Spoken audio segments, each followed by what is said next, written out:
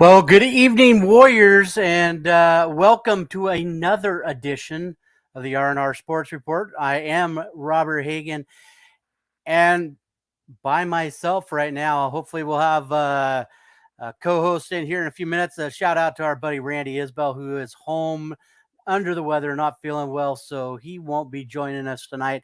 He'll probably chime in every once in a while under the comments, but hope you start feeling better, Randy, and it has been a crazy few days of shows going on, sports, lots of things happening in the Northwest, things going on everywhere.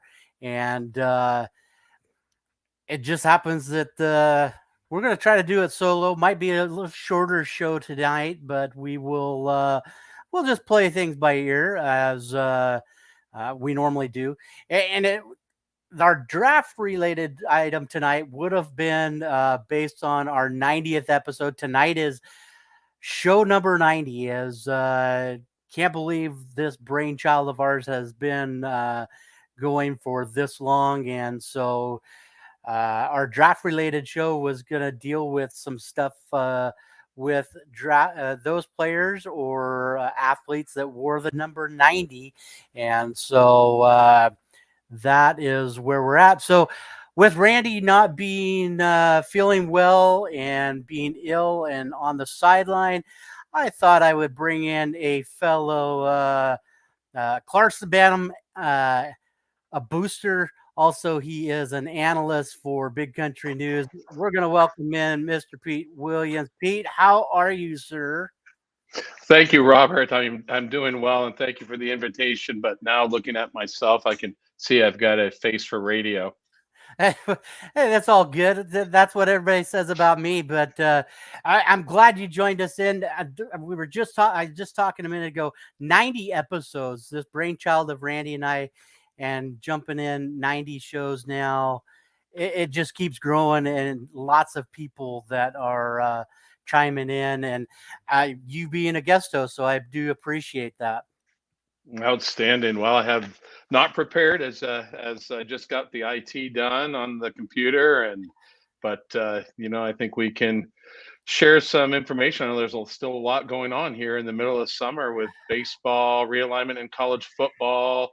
I got a couple stories to tell over some local LC Valley alums playing in Boston in June. So I'll let you lead, and I'll go from there. Well, let's talk about that. We did talk about you on the show a couple of weeks ago. You and your son Espen were back in Boston attending a Red Sox game, but you had some tickets. That you went and bought some tickets to go and see Mr. Damon. Tell us what it was like to watch Joel play and to see Gino and the guys out there.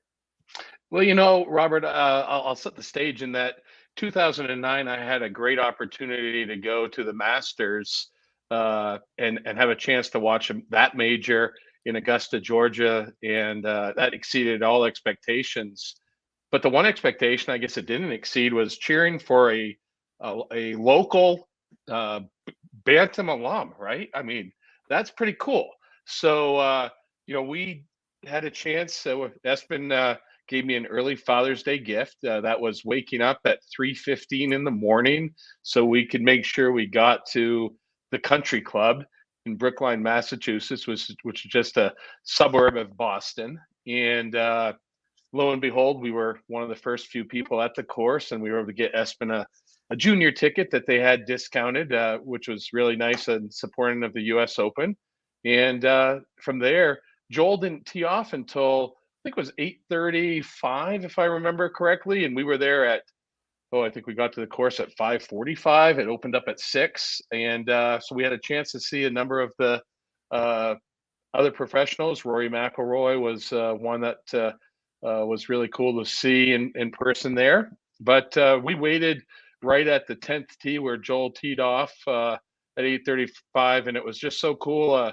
I posted, from Clarkston, Washington, Joel Damon, and he had a nice drive on number 10, and I think if I recall correctly, he may have bogeyed one and then birdied, or excuse me, bogeyed 10 and birdied 11. And then on 12 was a par four, and he hit an approach shot that was probably 20 feet above the hole, and he had a great lag putt, and then made the tap in putt for par, and everybody around was going, go Joel, go Damon, and he was walking off with Gino, and I said, keep it up, Joel, and he looked over, and Espen had his Bantam, Clarkston basketball shirt on, and he goes, hey, how you guys doing?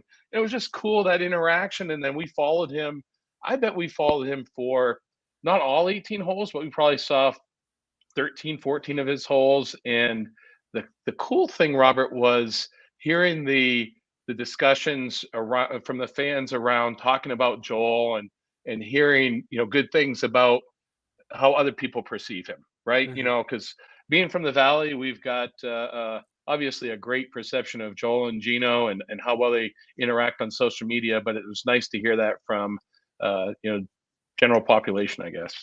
Well, you and I play on the same golf league on Wednesday nights, and we have the opportunity to hang out with a lot of different guys and stuff. And that was one of the conversations that we brought up here last week as we were on the tee. Is how many for the percentage of people that do go pro, and to know that we have a guy that has made his dream come true playing on the PGA Tour, and the chance of a lifetime for him, and everything that he has gone through to be able to play in front of thousands and thousands of people, and to have the followers. Like you said, Gino and Joel both are huge social media people. They are constantly on their Twitter pages and Facebook and all that, and it's just great to see.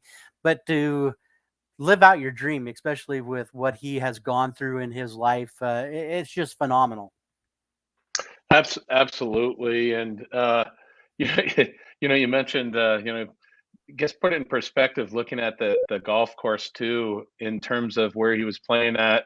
It was one of the oldest golf courses that was established in the United States. I think one of the first five clubhouses and golf courses that were established in the United States. So the history there and playing there, and looking at the people that have won there before, and then looking at how that golf course set up in terms of, it wasn't an overly long golf course, but I was gone for 3 weeks here for vacation, Robert, and my backyard was almost as high as the rough that you could get to at Brookline, and it was much better to be in a bunker than in the rough. And fortunately, Joel, he avoided the big numbers, and finished tied for 10th, top 10 in the U.S. Open, which qualified him for, I think, the next two U.S. Opens, which is just an amazing accomplishment. From what's the Clarkson's population?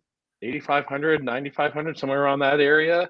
Mm. Which you think about that, he's reached the pinnacle of his profession, and he's just one of from a very small town, where you look at some of these other players who've had swing coaches from day one, and just not to say they haven't put the work in as well, but Joel he's fought through a lot of challenges, and right now he's doing well. Well, two more things on Joel, and then we'll move on. But real quick, Joel is not scheduled. He was planning, I believe, planning on playing the Open this weekend. He has withdrawn from it. It won't be playing this weekend over there. Kind of sad news to see that happen. So hopefully, put feelers out to hear from him. Haven't not heard anything back about that. I know he was flying back into Vegas this morning. So hopefully we get to see him back out on the tour here pretty quick. But what I know you said it a minute ago, the country club at Brookline is known as the Country Club. What was it like to walk around that building? We didn't actually get inside the country club, but I mean, the holes and everything, and how well they are maintained, and just it was an interesting course in that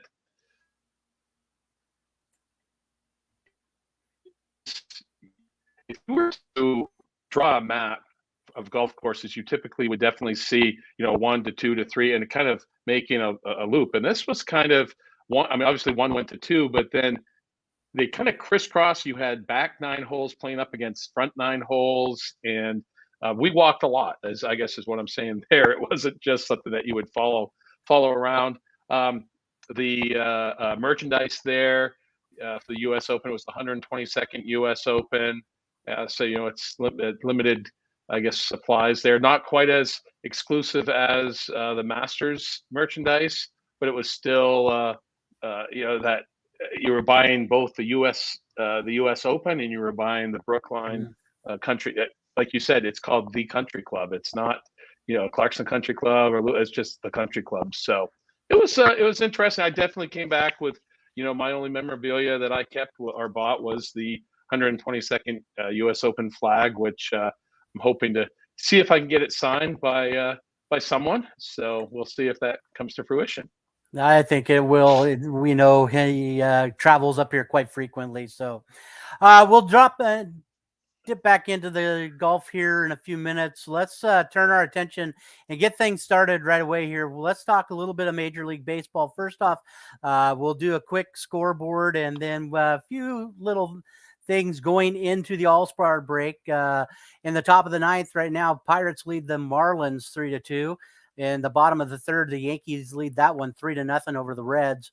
The Blue Jays, who lost to the Mariners over the last couple of days. Blue Jays lead this one 4-3 over the Phillies. Right now, the Tampa Bay Rays lead your Red Sox 3-2. The Guardians trail the White Sox 4-0. The Mets lead the Braves 1-0 in the top of the sixth. In Minnesota, the Twins trail the Brewers 2-1. And in the middle of the fourth, the Cardinals are having their way with the Dodgers, where Mr. Albert Pujols just hit his 685th home run. So we'll talk about Albert here in a few minutes. Danny Grubb's Baltimore Orioles lead the Chicago Cubs 3-2 in the middle of the fourth. And at the bottom of the fourth, the Rangers lead the Athletics 3-1. At the bottom of the third, the Royals lead the Tigers 3-2. And in the middle of the second inning, the Padres lead the Rockies.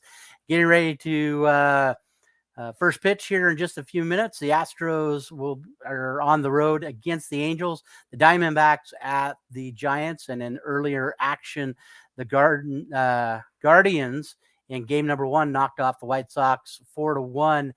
And the Nationals and Mariners game has been postponed because of weather. So we'll talk a little bit more. We'll keep things going with that, but here in a few minutes. So let's talk a little bit of Major League Baseball news. And first of all, let's talk two things first. We'll talk about your Boston Red Sox making a push here over the weekend, taking two of their games against the Yankees. Good to see them fight hard against Randy's Yankees.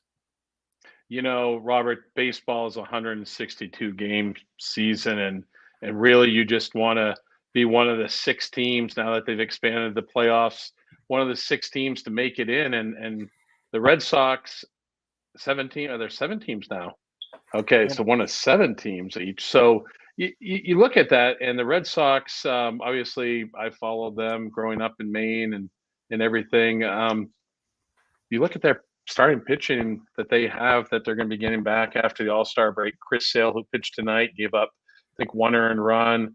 Nathan Eovaldi will be coming back from the injured list. Garrett Whitlock, 3 solid starters that they will be getting back. So we'll see. The Red Sox have a formidable offensive club with Devers, Martinez, and Bogarts, defense of the outfield. They're a good ball club, but you know what? So a lot of good teams this year. Obviously the Yankees with their record, but you look at the AL East, you've got Tampa Bay, Red Sox, Toronto. Don't look now, but the Baltimore Orioles, I think, have won 8 or 9 in a row. They may have lost last night, but I mean, they're pushing it. And then you got the Mariners, the Guardians, the Twins, and the Astros all battling for those 7 spots in the AL. So let's talk about that for a minute. We posed this question last week, and before we move on to the other part of that question, is that the AL East has really pretty much set up their as being the very dominant division this year. Right now, your Red Sox are 14 and a half games back, but they are leading in the wild card. And with everything happening with the Orioles, can you see the three other wild cards coming out of your division? The problem is the good beat up on the good, right? So it will matter how well the Mariners play, because I think the teams are good enough from the East to make it. The question will be, will the records be good enough because of the uneven schedule where the East will play more of the East teams? I believe that's the case. I could be wrong, but I believe that's the case. So when you have the Red Sox, Blue Jays, Rays, and the Orioles playing against each other and throwing the Yankees, you have to have somebody lose. So those records are going to show that. So you have it's going to come down to how well do the Mariners play and how well the Guardians play to see if either, I would say most likely, if I'm a betting man, I would say maybe 3 or 4 East teams, with that being Yankees, Red Sox, Rays, and Blue Jays. I really don't think the Orioles will push for that spot. Well, with the current standings right now, you take a look at right now in the AL wild card. You've got Boston, who is leading right now by 2 games. Tampa Bay plus 1.5. Seattle in that 6th spot, and Toronto also tied in that spot. But then you look at the next 4 teams. Pretty much in the next 4 teams, you look at Cleveland, Baltimore, both of them 1 and 2 games back of the wild card. And then you look at Chicago and Texas. I don't think Texas makes that push, but Chicago has a chance to get back in. They're just 3.5 games out of the wild card.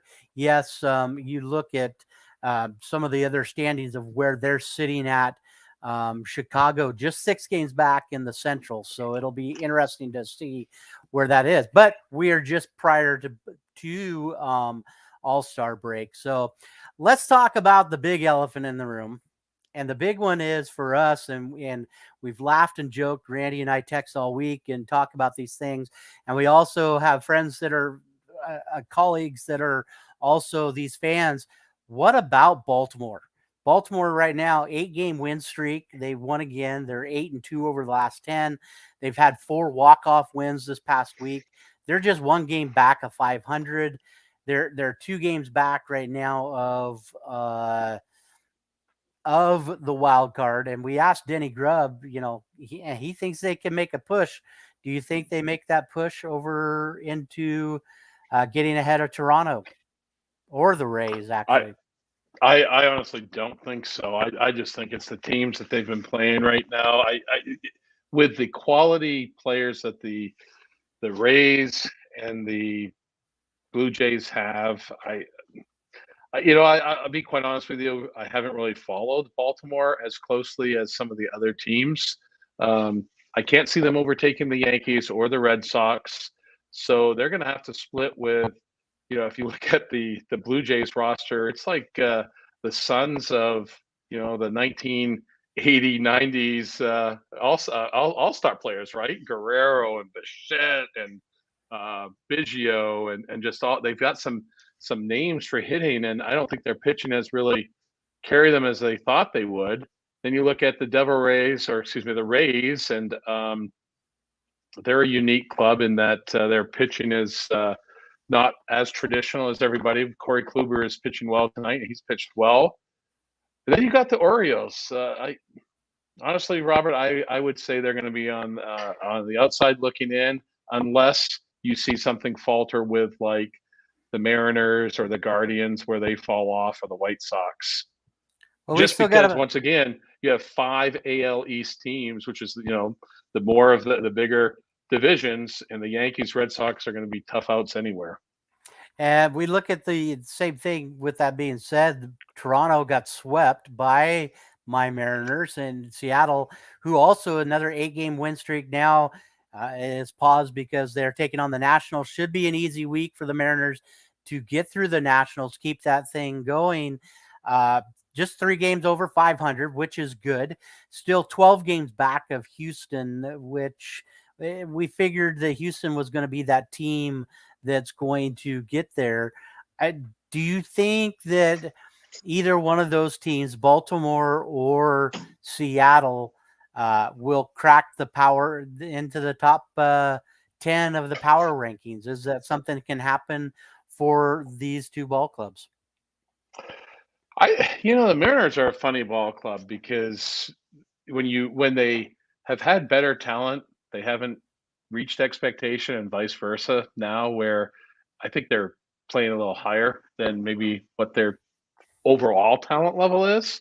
But they've got some great young players that if they don't know how to lose, they're not necessarily going to lose day in and day out, which is it's so unique in baseball. It's such a long season, and you know, we talk about the NBA, struggling with games on back-to-back nights. These guys are playing back-to-back, 3, 4 times a week. They may only get one game off, so they've got 4 or 5 games that they're playing back-to-back. And you look at the Red Sox last night; they had to travel from Boston to Tampa Bay and play a game the next that day, and they struggled last night. I was listening to the broadcast this evening, and they talked about how the game where one team has the day off, the home team has the day off, and a visiting team coming in, and just that record is very skewed. So we'll see. I don't know I don't know really if the Orioles will be able to push that top 10. Personally, I'd like to see the Mariners hold on, and the rest of the teams. I mean, I'm not a huge Astros fan, so if they were to falter, I think we might be happy there. But and Yeah.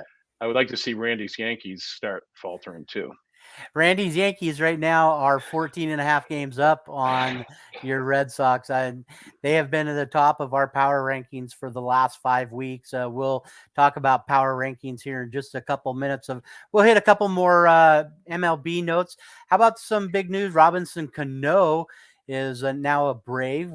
He actually played last night as they did trade with the minor league club of San Diego, picked him up.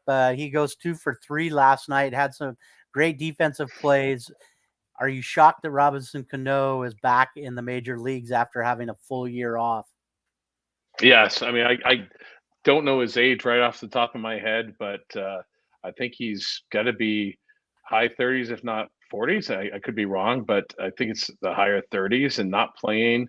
The timing on the baseball, and to if you were saying that he was a great defensive player and making all the plays defensively, I might understand that a little bit easier. But to come back and be offensively a threat with taking a year off, that is, to me, it's very surprising. He did play a couple of games with San Diego, didn't do much, and then he went back down to the AAA. He did quite well at AAA, and then Atlanta picked him up. And yes, he's a 39-year-old baseball player that has had basically a year and a half off.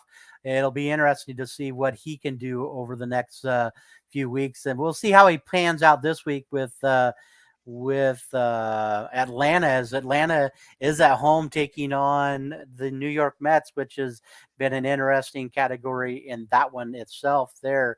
Who do you like coming out of the NL East? Yeah, I think the Mets. If they can get some of their pitchers back from a health standpoint, I think that just solidifies them.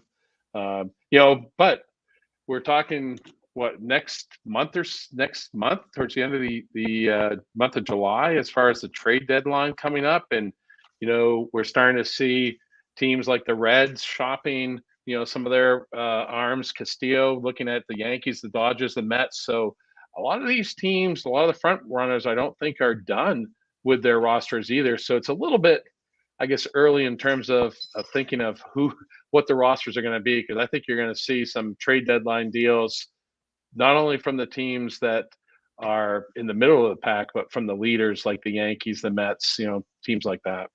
Right. And with that being said, we've got roughly 78 games. Anything can happen with these ball clubs. And with knowing what's going on right now, the Dodgers right now are trailing to St. Louis. This is helping St. Louis out, climbing, as they're 2 games back of of Milwaukee. So great to see that happening. A couple other things in the news for the major leagues. The Ironman streak, the longest Ironman streak right now, has come to an end with Whit Merrifield not getting to play last night. He had played in 553 consecutive games, was out of the lineup yesterday for the Royals because of a bone bruise and ligament swelling on his toe. Do you think we'll ever see anybody get over 500 games again? We know nobody will ever touch Cal Ripken's. That record will stand. Do we think anybody get anywhere close to what Whit Merrifield did?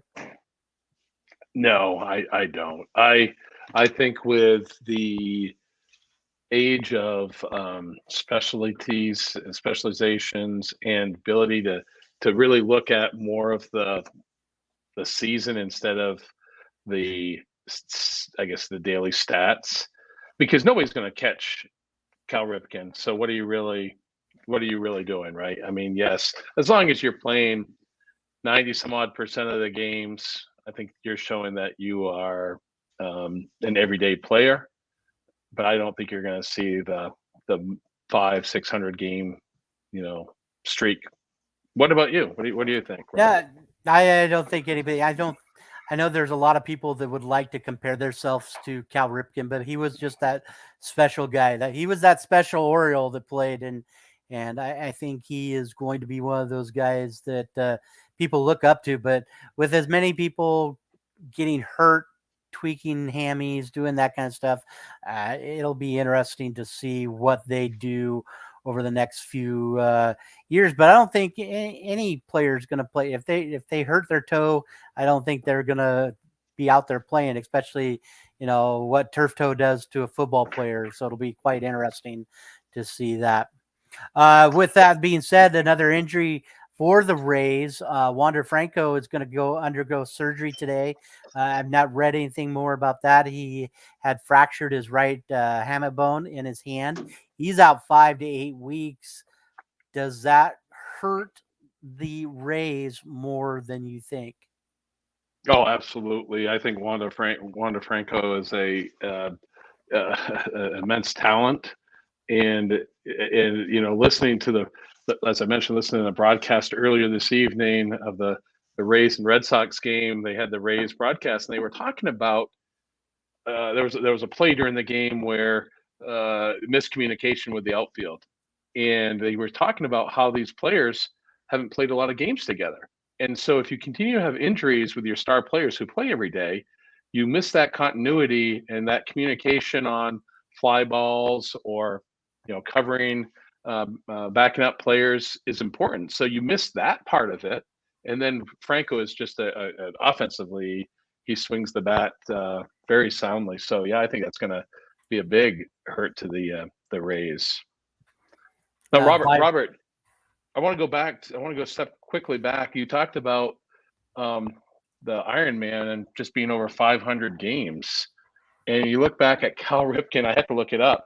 2,632 games. So we're asking if somebody's going to make 500 games. That's 1/5 of, not even 1/5 of Cal Ripken's 2,632 games, which is that you talk about records that are going to stand. Joe DiMaggio's hit streak, Cal Ripken's Iron Man. This one has to, I think, is the probability that somebody's going to break that is much less than any of the other records that are the big records out there. The 72 Dolphins going 17-0 and winning the Super Bowl. The Patriots came close, but they didn't win the Super Bowl. Yeah, 100%. I remember even watching him when he broke the record with it being in Baltimore and that happening. I think it was one of the coolest moments as a baseball fan, is to be able to see what had happened and watch him be that guy that was out there every day. Now, the one chance I did get to watch Cal Ripken, I was quite upset. Went over to watch him play in Seattle, went on a Sunday, and all he did was DH. He did not play out in the field. And I was like, my chance to watch Cal Ripken and play in that area. But for me, he's gonna be a couple of those moments of his career will forever be embedded in my mind, and that being one of them is watching him take the lap around Orioles Field there in Baltimore, high-fiving people after he broke the record. Um, the other moment with me for him was when he made the All-Star game in 2001 in Seattle, and you see Alex Rodriguez pushing him over to play shortstop, Yeah. and Yeah. those are the memories. This player has made a huge impact on a lot of people, and not just players that like Whit Merrifield have wanted to play as many games as he did in a row, to big fans like you and I that love our game. Well, you look at standing the test of time.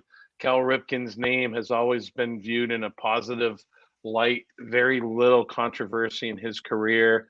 Um, you've got little leagues named after the Cal Ripken, right? I mean, they've Mm-hmm. got the Cal Ripken little leagues, and when you think of a baseball family, the Ripken family, because Billy Ripken was in the major leagues, and Cal's father, I'm not sure if he played, but he coached or managed, excuse me. So that's pretty high level success within a family, and then yeah, the Orioles have always been a ball club that I don't know. They had their kind of high years when they had I guess in the late '70s, early '80s, where they had some teams. I know they played. I believe they played the Pirates in the World Series back in, oh, I can't remember what year, '80 maybe, around that time. '80, and uh, they've always been that team that just is a good team, but not, the I would say the level of the historical Yankees or some of the Braves teams, things like that. Yeah. You are listening to the R&R Sports Report here live on Facebook and YouTube. We're on our summer break doing shows from home, as we'll get back into the station back in September, back over to KLCZ 88.9. Randy is homesick, not feeling well tonight. Mr. Pete Williams joining us live here on the show, and we're going to take a quick pause, as it is time that we start our Who Am I segment. I don't know if you've followed this up a little bit, Pete, as we've switched things up a little bit from This Week in History. We've added a new segment called Who Am I? And so I'm going to give you a couple of clues to see if you can figure out who am I, and we'll stagger them up throughout the show, and we'll see if you can figure out. Are you ready for your first set of clues? Absolutely. Let's see. I All right. won't Google. I will tell you that. I will try to do it through memory. Well, Randy normally gets Denny Grubb to help him out, and Eric Watkins, friends of the show, but neither one of them are on right now. They should be on a little bit later, but let's go to Who Am I this week. I was born in Florida and played high school football and basketball. I was rated a 4-star recruit by Rivals.com. My great-grandfather was part of the mafia. Those are your clues right now. Have any guess on that one right yet? No, not right now. Basketball, football. Was the 4-star recruit in football or was it basketball? Can't help you with that. Okay. So we'll put the clues here in the chat bar, so you know what the clues are, just to stay with it here. So we'll move on to that. Let's go back here to a couple more MLB things, and then we'll move on into our power rankings. And first off, next week is All-Star break. I can't believe where the first part of the season has gone. For me, it feels like the first real full season that we haven't had any issues or anything like that since COVID hit back in 2020, and just a week away. Let's start with the All-Star break. How do you feel about Miggy and Albert being added to the rosters? I think it's good to add the elderly. I won't say elderly, but the older players. Elderly is not a great word when I'm older than them. So The older players as a extra player, I don't like it when they take the place of somebody that maybe deserves it more. So an added player, because quite frankly, it's an all-star game, and um, it's probably the most competitive all-star game that's out there. Uh, you football, you saw that this year with two-hand touch. Basketball is just open gym shooting, and hockey is just a skills competition. Baseball, they still play, and Mhm. so I like it. Miggy and Pujols, both great history players, so I have no problem with that. And you look at it, Albert Pujols has been on a tear since Sunday. Watched him play. Had my phone with me. Actually, Monday watched him play and hit a home run. He had another home run now tonight. He's now sitting 685. Tried to chase Alex Rodriguez for home runs. So it is. I'm excited to see him play. I think the bigger news coming out of this all is he has decided that he is going to be in the home run derby. So it'll be interesting to see how he does in that. For me, for Miggy Cabrera, I mean, you can't find, and Randy and I've had this discussion many times. I think Miggy is probably one of those players that will go down as one of my favorite non Mariner, just like Cal Ripken Jr. I think Miggy has to be probably my favorite Detroit Tiger to ever play the, and that's including Tony Tiger, all those guys too.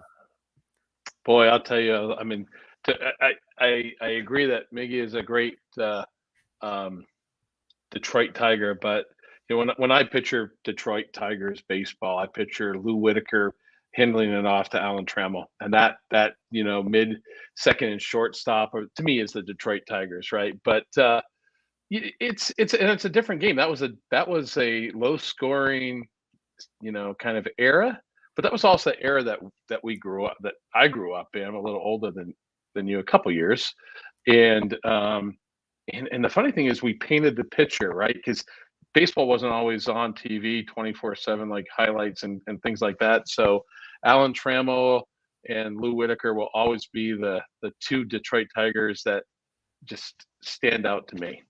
Not counting not counting out the Big Bird, right? Yeah, and we talked about it. Sparky, he was one of my picks in the draft last week. We talked about managers, and Sparky Anderson being one of those guys that really stands out in that one. Also, more home run derby news.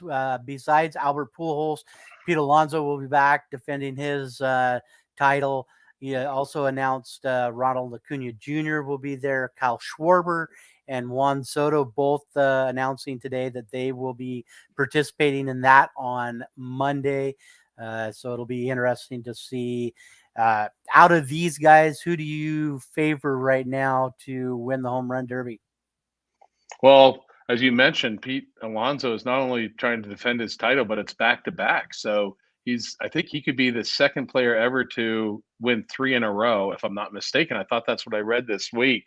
Uh, but I I'm trying to find the American League candidates here, and I'm missing it. Robert, did you mention who the?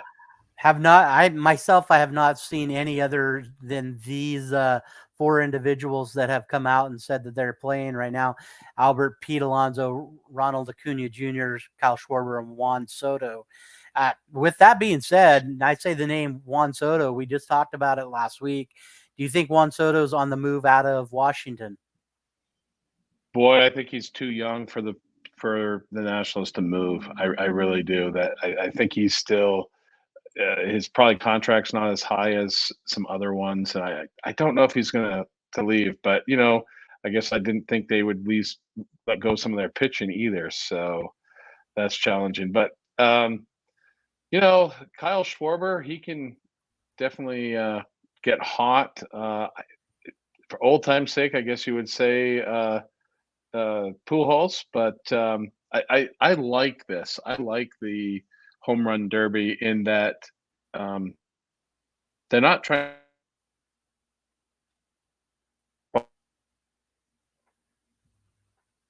one. It's the long ball. And if you remember the commercials, ladies like the long ball, right? Mhm.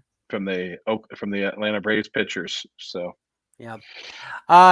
Next up with this all, that we're still have not seen any out, so hopefully we'll get those posted, and we'll maybe throw up a poll and see who do we like for favorite. But how about the All-Star uniforms? This year's uniforms coming out, and they talked about the golden sheen of Hollywood.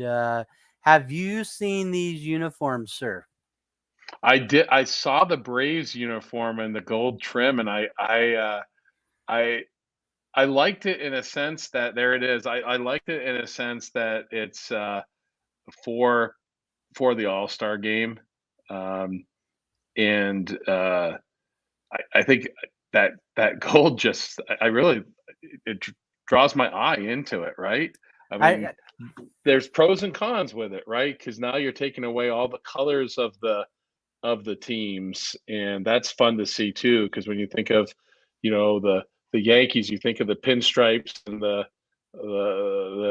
dark and white, and then with the Red Sox, you if I don't see a Red Sox hat, obviously the red B is the one that I prefer, but the Red Sox, but they, all teams have multiple uniforms now, so um, So this year, the National League will have the white uniforms. Here's a picture of Mike Trout wearing the gray with the gold lettering trimmed out in black.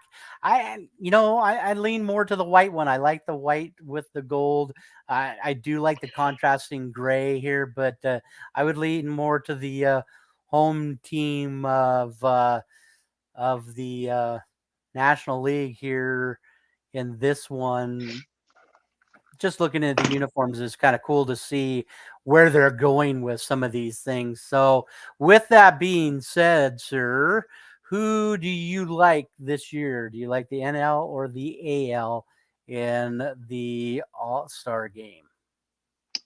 I'll never cheer against the AL. I'm a diehard Red Sox fan, diehard AL fan. So, and with the amount of Red Sox and Yankees that end up playing, you always have a good ball club. I know I'm a little bit of a fanatic when it comes to the Boston Red Sox, but if I'm going to go with an AL. What about you, Robert? Yeah, with the Mariners being AL, I love it, but the way that some of these NL guys coming through, it's tough to go against a guy by the name of Aaron Judge.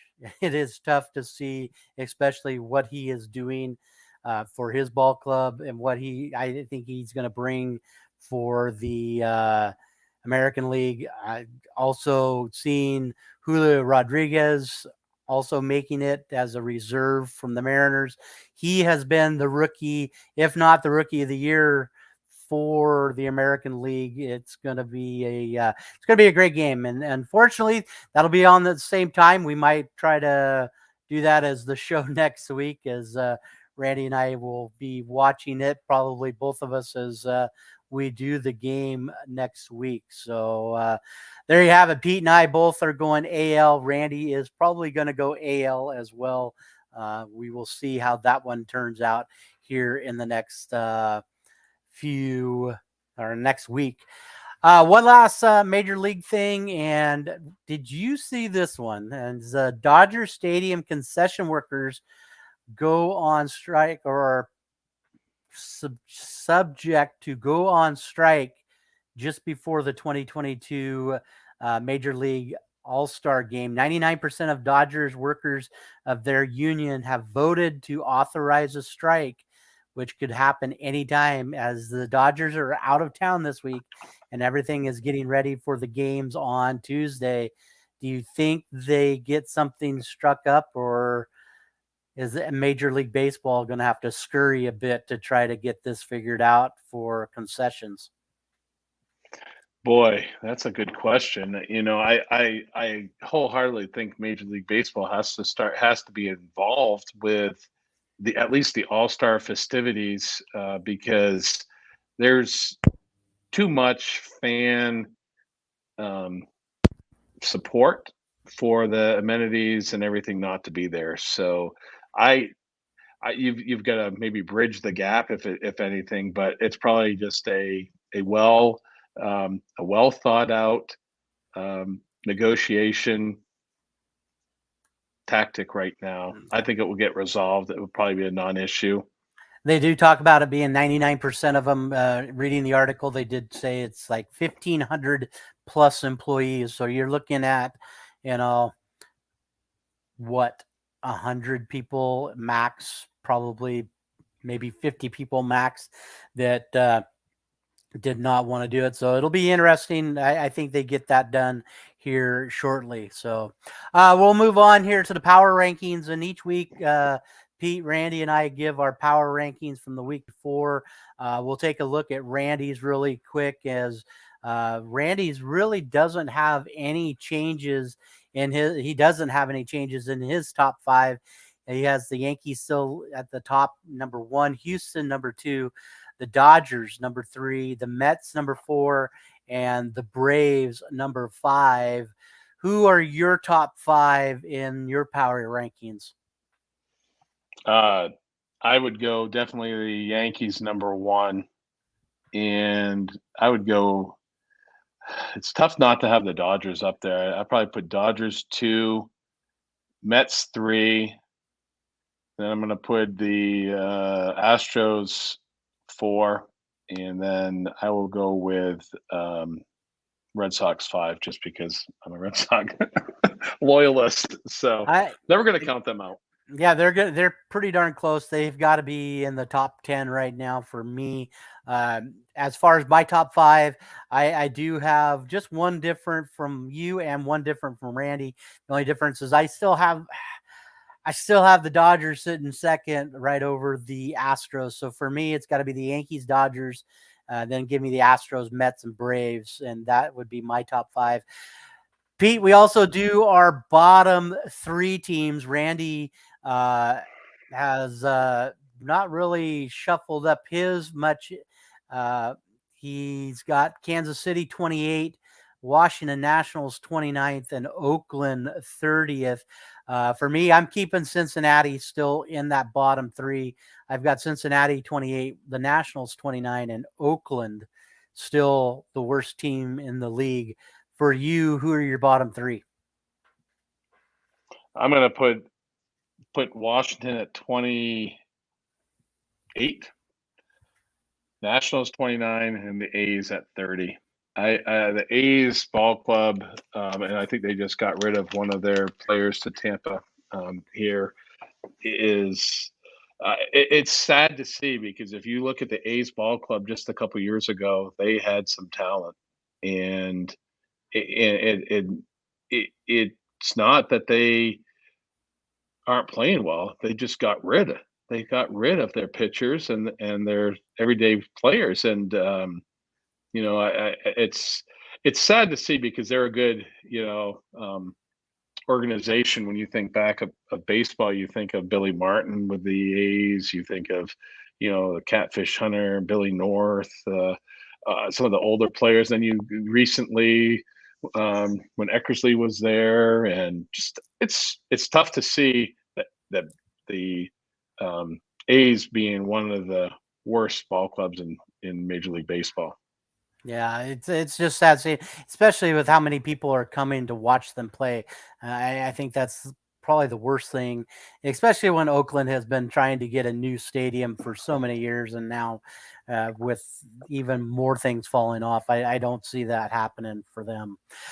Each week, we also do our Player of the Week. For Randy, has to be the return of Max Scherzer. He went 1-0. He in 2 starts. He had 13 innings pitched. Just gave up 5 hits, 1 earned run, and that earned run was off a home run. No walks, 20 strikeouts, and the big win came yesterday against the Braves, which was unbelievable. For me, I think it's got to be Corey Seager, the shortstop for Texas. I know Texas is still mathematically not eliminated as being a contender right now, but Corey Seager, the ex-Dodger, put up some huge numbers this last week. He had 9 hits. He went 9 of 18, 4 of those hits were for home runs. 5 runs scored, 9 RBIs, 3 walks, no strikeouts. That's, I think, the biggest thing is very disciplined at the plate. If you had to look at last week's folks, who would you have for a player of the week? Well, it'd be tough not to look at trying to go right to the Orioles because ultimately, I know we look at statistics, but when we look at winning every game during the week, I mean, how many players go 7-0? So I'd have to look at the Orioles, but we're a statistically driven society in a lot of what we do, and quite honestly, Robert, I'm not prepared to answer that because I would probably reach out and not give a credible answer. So I'm going to pass on this question. All right. With that being said, we're going to lead into the series to watch this week. And for you, I think it's a no-brainer. Who out of the games that are happening this week, and I'll lead you into it this weekend, is it going to be an important weekend for your Red Sox and Yankees? Is that your series of the week? Oh, absolutely. The Red Sox, because once again, the Red Sox have to keep pace with the Rays, the Blue Jays, the Mariners, the teams fighting for the wild card. It's not, I mean, 14 games, you can overcome that. There's still a lot of time left to catch the Yankees, but the focus has to be just to stay in that upper top 4 or 5 in the American League. So, against the Yankees, if they can split, would be nice or better. But once again, I think it's just trying not to. You don't have to catch the Yankees. You have to stay in front of the other teams. Right. A huge weekend, and it always is the week before All-Star break. So that's a great series for that one there for you. It's saying Boston at New York. Randy has another Friday through Sunday one that's important, and he's going another group that is still in the AL East. He's going with Baltimore and Tampa Bay again, to that point where Baltimore can move themselves up and get above Toronto. Toronto's been struggling. That's his series. It's a Friday through Sunday series. How do you feel about that matchup? I think that is a very important matchup because the momentum that the Orioles have put together to get themselves back in a competitive position in the American League East and wild card position is important. And if they come in and lay an egg and lose, 3 straight, they lose a lot of that momentum that they just had.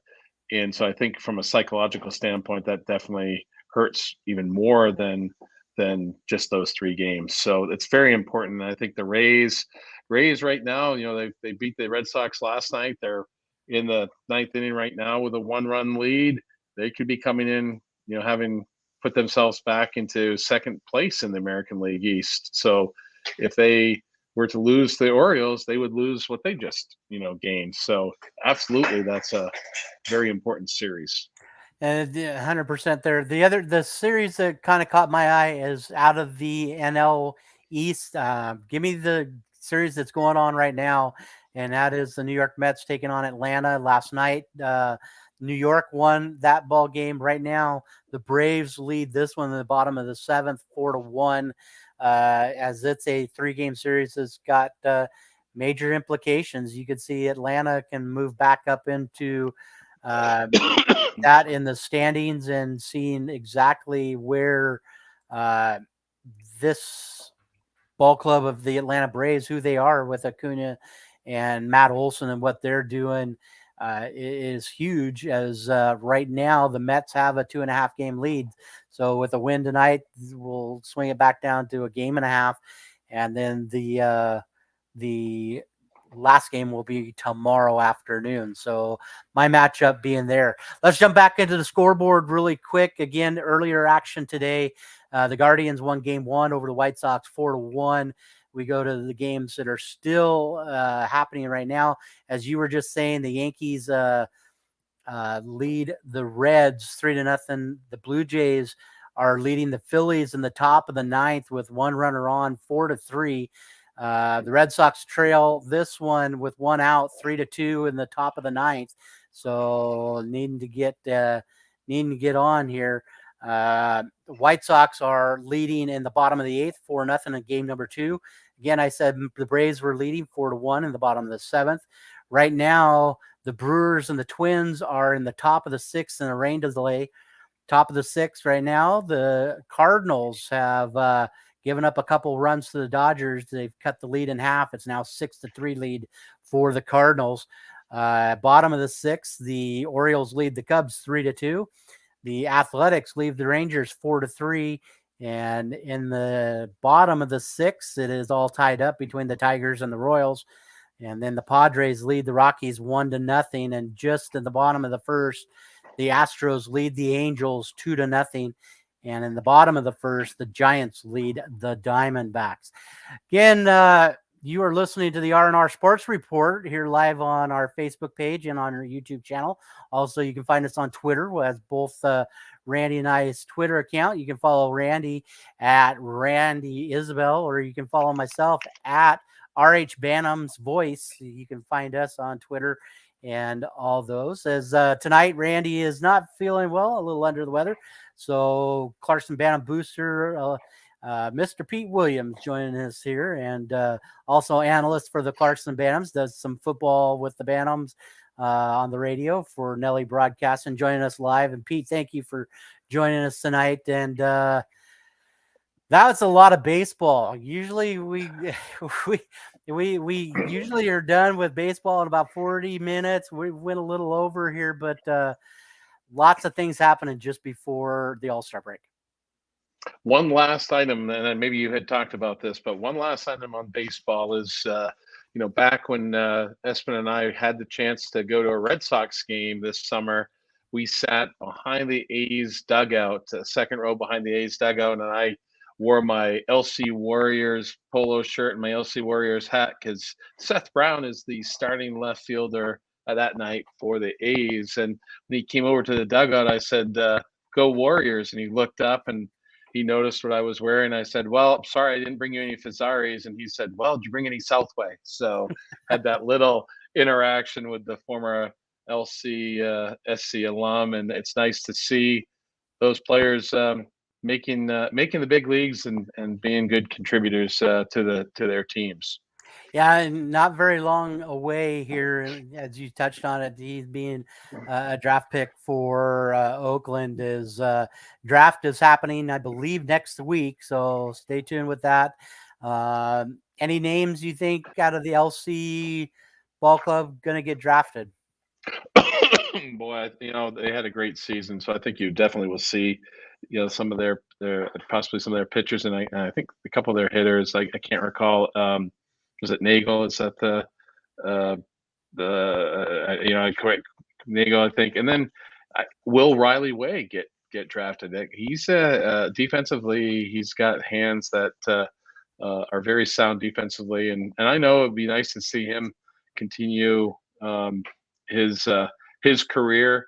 The draft isn't as long as it used to be years ago, so it's a little bit more challenging. But even if you don't get drafted, they have a lot of free agent invites and contracts. So we'll definitely keep an eye on that, and continue to cheer for the local alums and players from the Warriors and even from some of the surrounding schools as well. Yeah, and we talked a lot about that, Randy and I did, just for who was here playing. So it'll be interesting. So the Major League Draft will be on Sunday. It'll go Sunday through Tuesday. So hopefully we'll see some folks signed out of the NAIA. It'll be interesting to see how that comes about. So stay tuned. We'll keep things posted there. Are you ready, sir, for your second stint of Who Am I?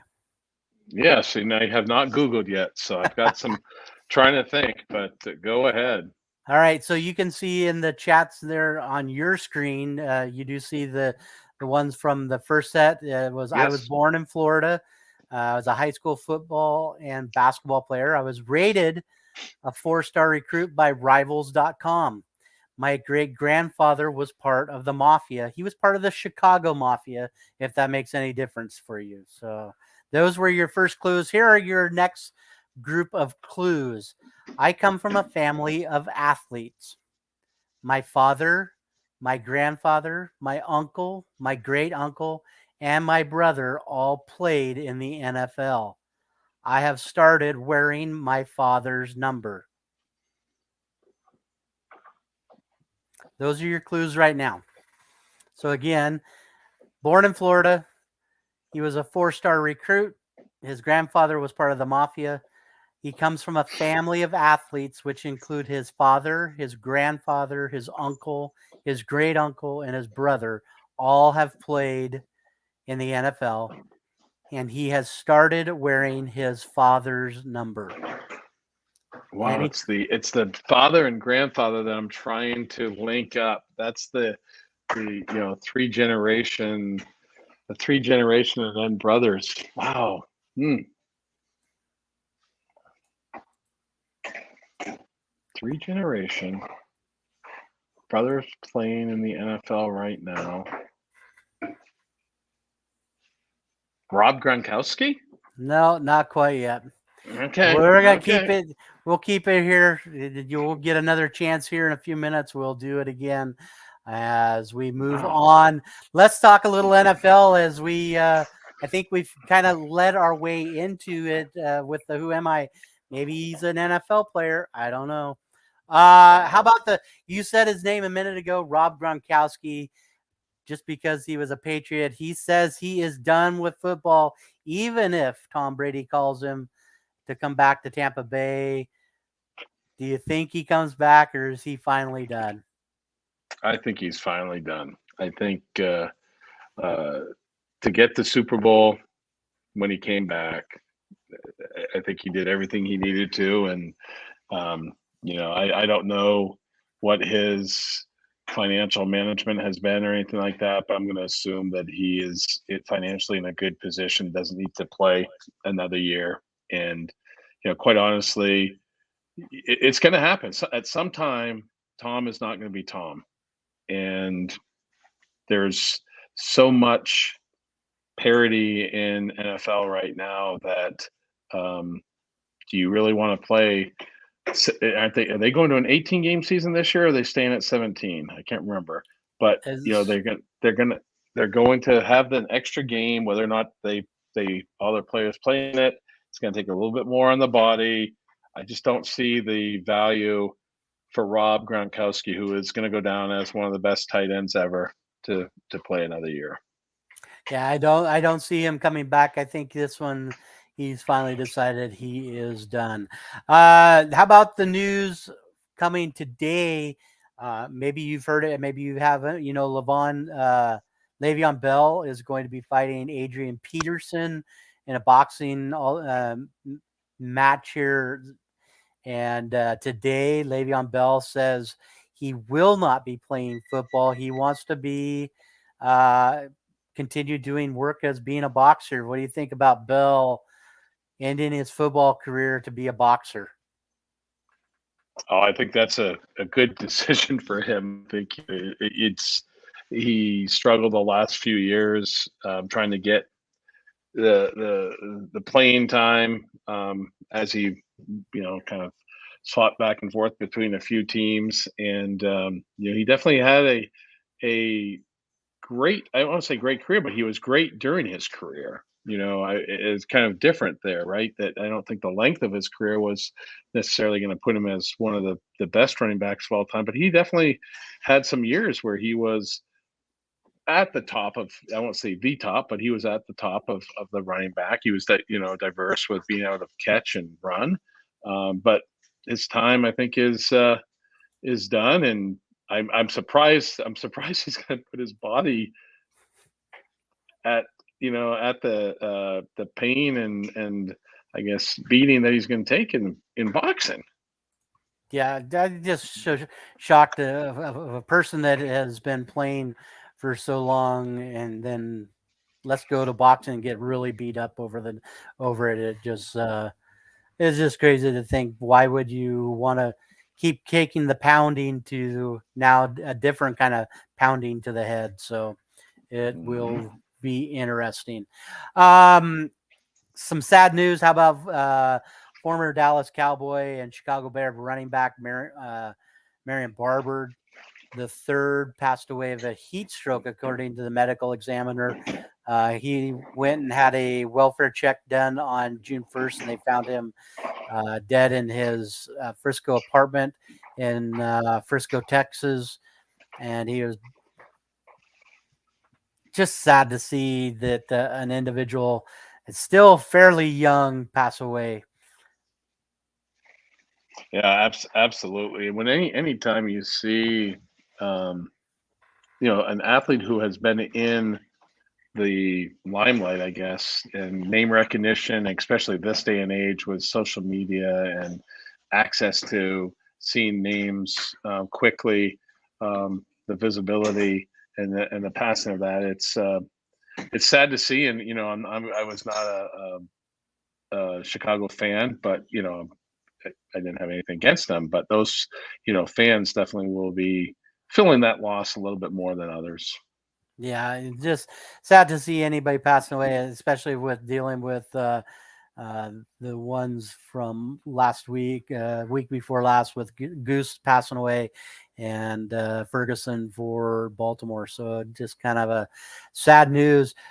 One more thing, before we get into some of the other fun things we got for NFL, how about the name change?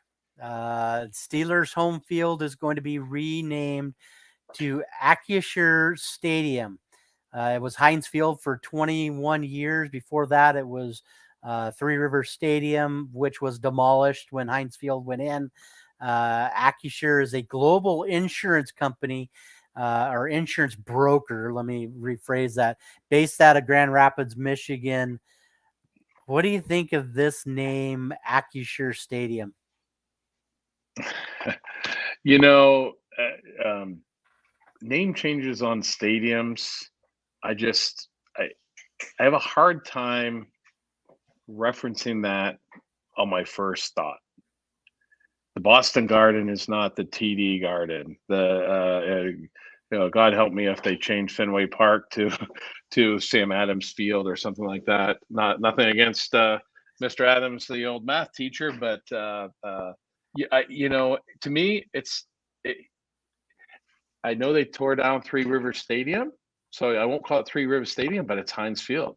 I just it's tough to think. There's certain stadiums that will always, I guess, resonate. Mile High Stadium. When you think Mile High Stadium, Denver, that's immediate, right? I mean, you don't think of that. Candlestick Park is an old one, right?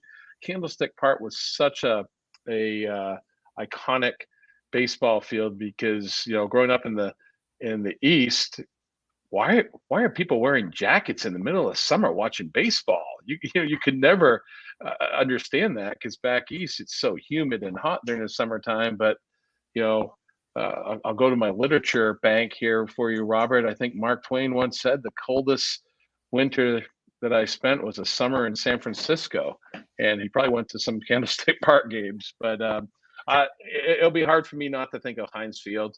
Um, we are, I don't think so. We're not paid to promote, insurance or brokerage, but those announcers that do the games, they will make sure that they're saying the correct name and they're not referring to it as Heinz Field because there's a pretty penny for advertising and getting that name out.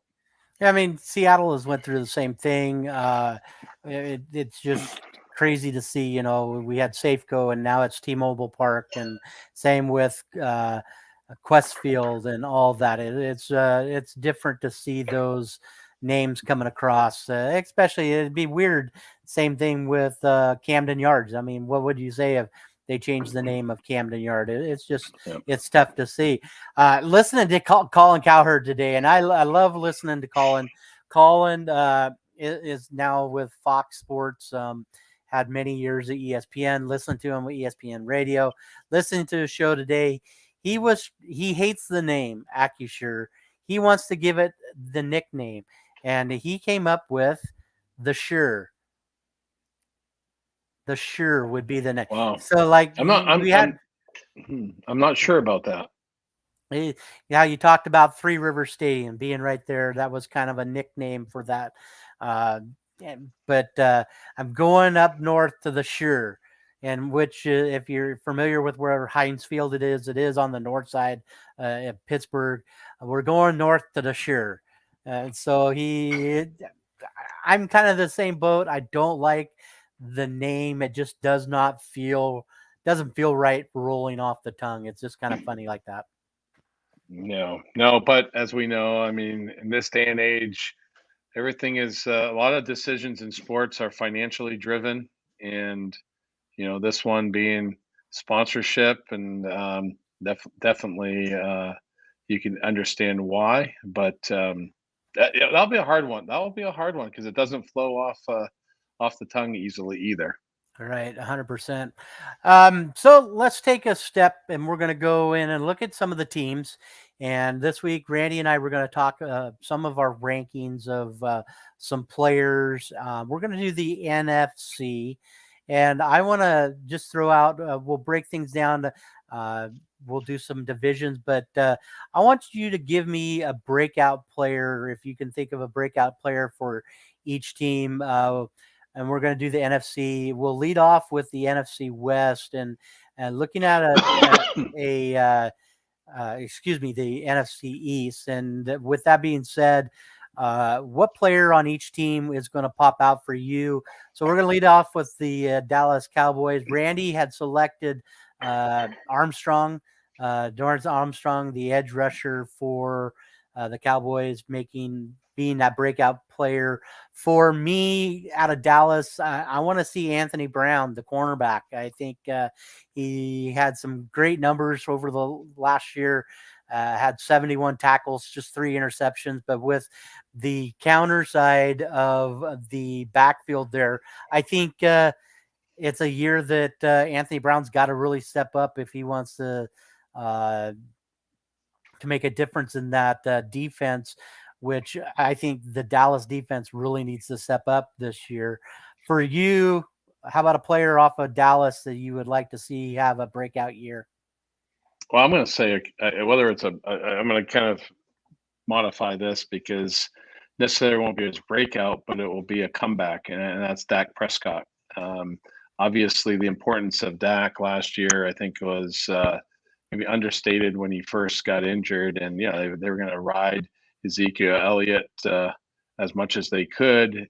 But I think Dak Prescott is the one that's going to be important to see because he has shown periods where he can perform as well as a lot of the top tier quarterbacks. And for Dallas to win, I think defensively they've got some talent now to go along with some of this offensive talent. That I mean, I know they lost a couple of their wide receivers, but they still have the dynamic Elliott, Pollard, and Prescott, which I think are a good stable in the backfield. Now, if Prescott can throw the ball, have that comeback year, the Cowboys could be a challenge in I think what we would consider maybe one of the weaker divisions in the NFL. When we did talk about Dak Prescott, both of us had him in our top 10 of quarterbacks that were coming up. So, great point there with Dak. And you did say it defensively, that's where it's going to be. Micah Parsons is going to set the edge there for that ball club. How about we look at the New York Giants? Randy is going to go with Kadarius Toney, the wide receiver. I have to agree. For me, it's going to be a put up or shut up kind of year for Daniel Jones. So Kadarius could be that tempo for him. For me, I'm going to go to the defensive side of the ball, and I'm going to go with the rookie. And sir, and you're probably going to agree with me, but I'm going to go with your rookie out of Oregon, the Duck himself, Kayvon Thibodeau. I think he's got to be a guy that's going to set the tempo for the defense this year. I think Kayvon Thibodeau had so many.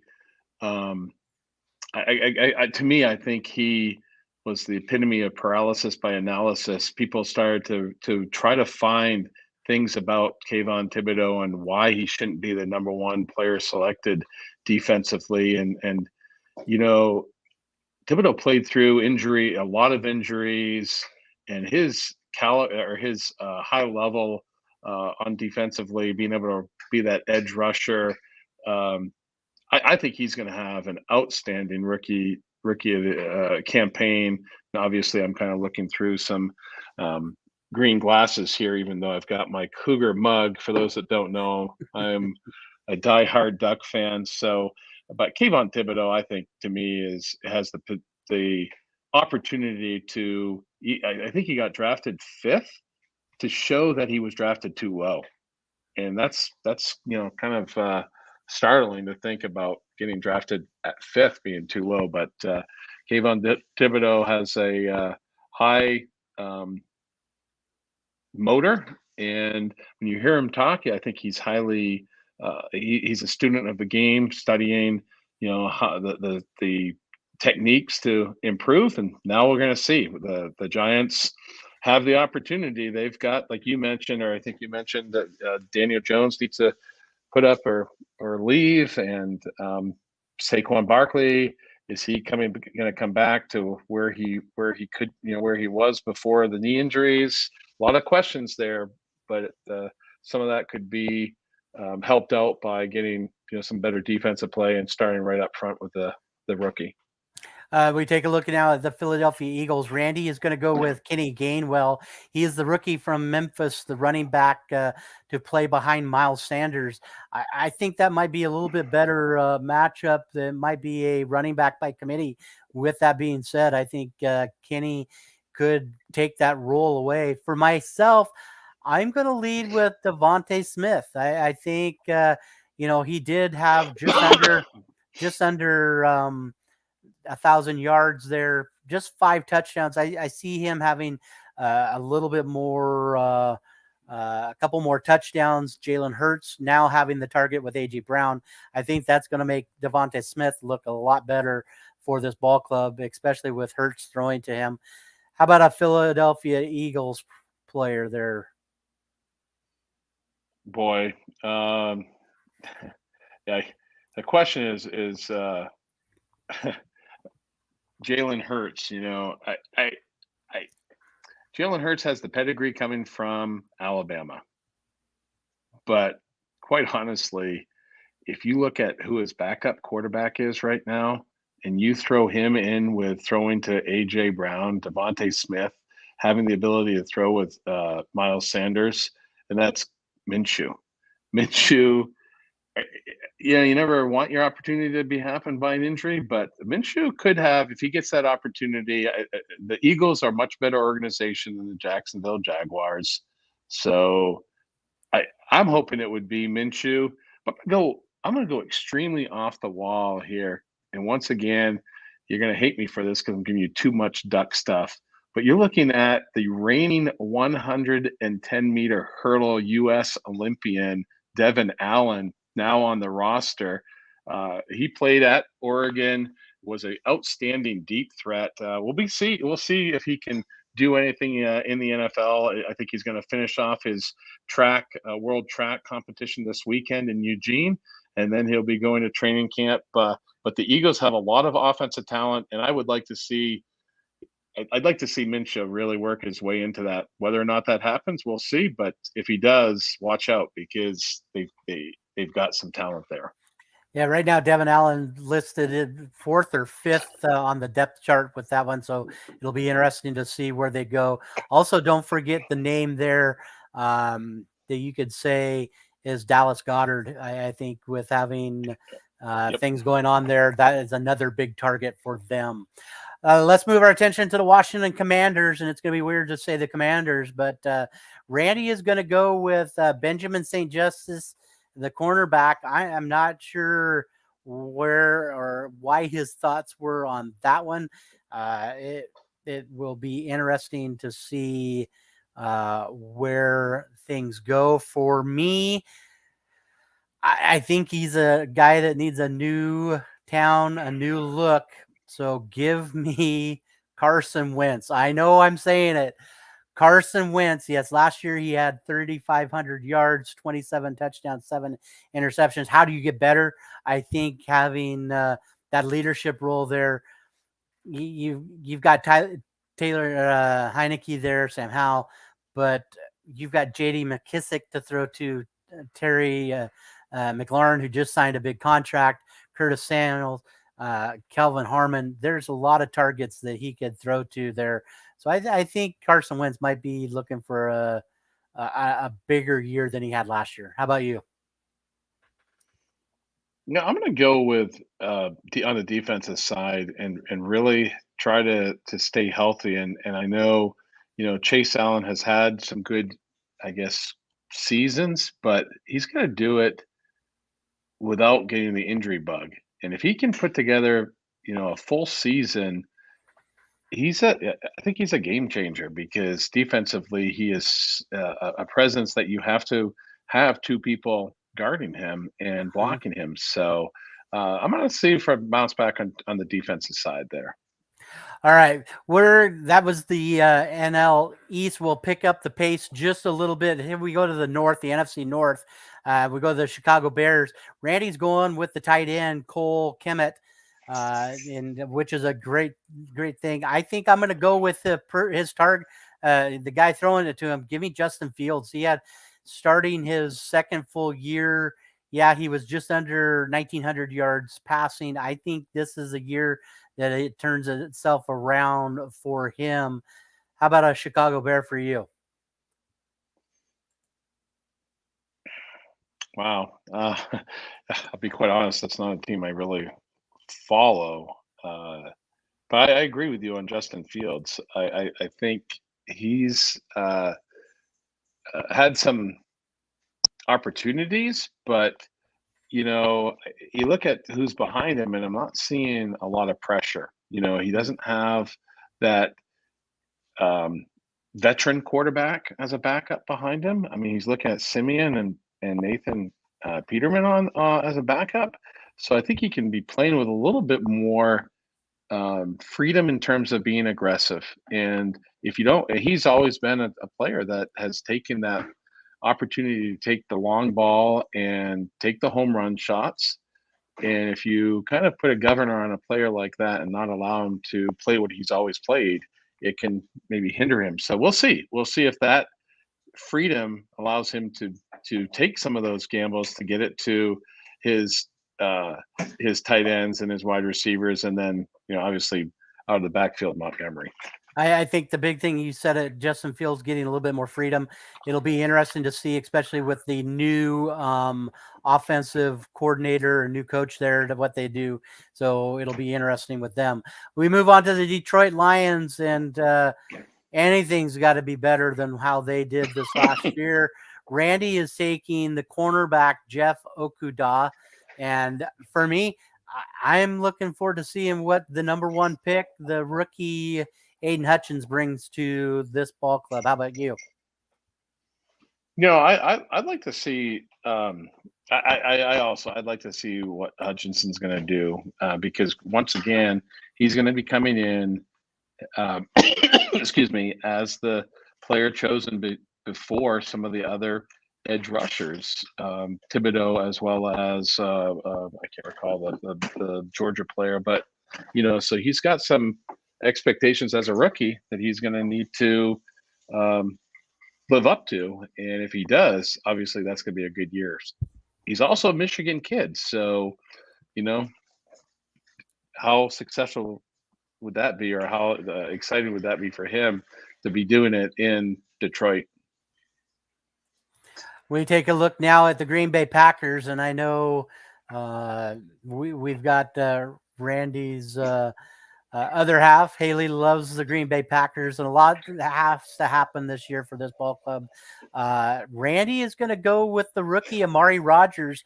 Look for him to be a big target, especially coming out of Clemson. It's going to be a good season for him, I think, in his second year. For me, it has been kind of the Aaron Jones show, but give me AJ Dillon. Dillon looked really good, just under or just over 800 yards last year, 5 touchdowns. I think he splits a little bit more time with Aaron Jones, and they're going to hand him the ball a little bit more frequently. Will Aaron Rodgers to him? How about a Green Bay player for you there, Pete? I'm also going to go with Amari Rogers. I think they've got to find a dynamic wide receiver to replace Devontae Adams. And when you've got one of the best quarterbacks throwing, let's look at the rookies and the younger guys to step up and get some of that. And it's not unlikely that he could average almost, not quite a touchdown a game, but I think he's going to be on the higher end of the offensive performances as a wide receiver. We turn our attention to the last one in the NFC North, and that is the Minnesota Vikings. And Vikings are probably going to be playing from the 3 spot. I think this year, Randy is going with the cornerback Cameron Dantzler. For me, as much as I would love to see Kellen Mond take over for Kirk Cousins, I think that's eventually what's going to happen there. But I'm going to go with the tight end, and it might shock you a little bit. But I'm going to go with Irv Smith Jr.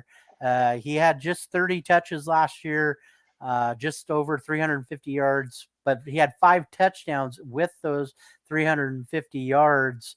I think Kirk Cousins takes a look and throws the ball a little bit more to him over the next, the early part of the season to give Dalvin Cook the break, give Justin Jefferson, Adam Thielen.